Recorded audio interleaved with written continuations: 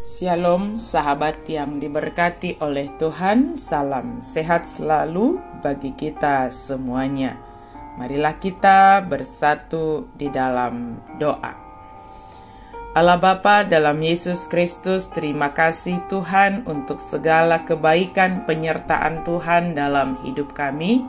Ajarlah kami Tuhan melalui firman-Mu setiap hari, bimbing kami Tuhan dalam setiap langkah kami, untuk kami boleh melakukan firman Tuhan.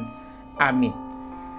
Firman Tuhan bagi kita pada hari ini tertulis dalam Mazmur 48 ayat 11.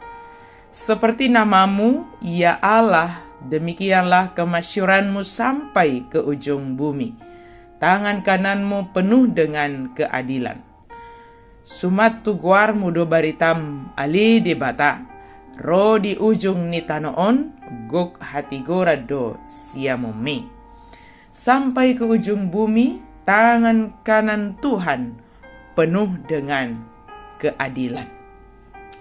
Sahabat yang diberkati oleh Tuhan, nama tentu menunjukkan keberadaan kita.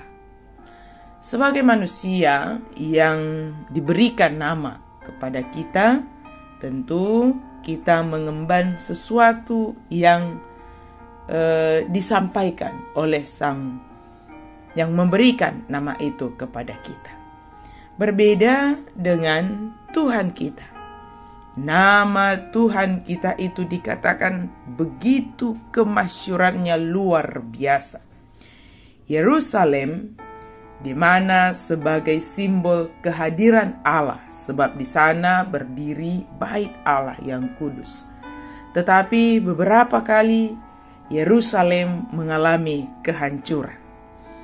Tetapi sebagaimanapun hancurnya kota Yerusalem, kota itu tetap menunjukkan atau menyimbolkan kehadiran Allah.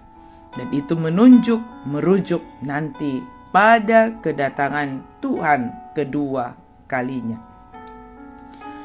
Kita melihat bagaimana kehancuran Yerusalem itu, tetapi di sana tetap terjadi dan terlihat kemasyuran Allah.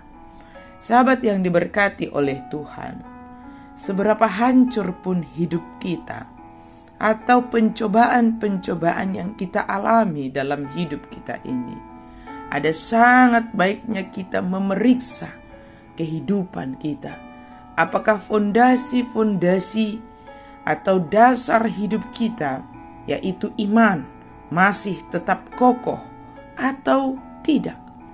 Penting sekali kita melihat melalui pencobaan atau pergumulan atau masalah itu, Tuhan sedang membuat kita semakin lebih kokoh, membuat kita semakin lebih kuat. Dan melalui semuanya itu, kita semakin menyaksikan kemahakuasaan Tuhan, kemasyuran Tuhan. Dan kita dipakai untuk bersaksi bagi sekeliling kita tentang kemasyuran Tuhan. Dan melalui kesaksian kita itulah, melalui perbincangan kita itulah, maka kemasyuran, maka nama Tuhan itu sampai ke ujung bumi. Dan kita menyaksikan bahwa tangan kanan Tuhan penuh dengan keadilan. Keadilan kita tentu berbeda dengan konsep keadilan yang dinyatakan oleh Tuhan. Keadilan Tuhan itu nyata melalui peristiwa salib. Di sana Dia menunjukkan kasih dan keadilannya. Tetapi kedatangan Kristus kedua kalinya, Dia akan menyatakan keadilannya melalui penghakimannya. Sahabat yang diberkati oleh Tuhan, maka marilah kita jalani hidup kita menjadi saksi akan kemasyuran nama Tuhan, kemahakuasaan Tuhan sampai ke ujung bumi, dimanapun kita berada. Dan mari kita sama-sama menjadi pelaku keadilan. Hingga saatnya nanti tiba, Tuhan akan menyatakan keadilannya melalui penghakimannya. Bersiap kita untuk menghadapinya, tetap berjaga-jaga, sebab kita tidak tahu kapan waktunya. Tetapi yang pasti Dia akan hadir dan menyatakan keadilannya melalui penghakimannya. Amin. Mari kita berdoa. Terima kasih Tuhan untuk firman-Mu. Biarlah kami selalu berjaga-jaga untuk menantikan kedatangan-Mu yang kedua kalinya, di mana Engkau menyatakan keadilan-Mu ya Tuhan.